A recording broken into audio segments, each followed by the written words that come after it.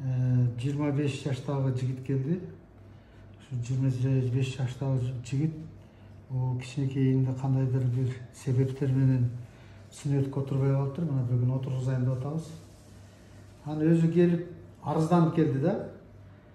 Чочо башы кытышат, жыттар чыгат, анан бир ак туздар чыгат деп ушинтип келиптир. Анан кийин мынтип арызданып келген балдарды обязательно сүннөткө отургузуп коюш керек да.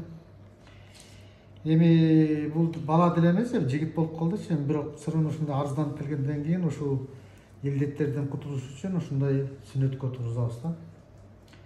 Эми бул отургузгандын себеби ушул арыздын негизинде кылып атабыз да.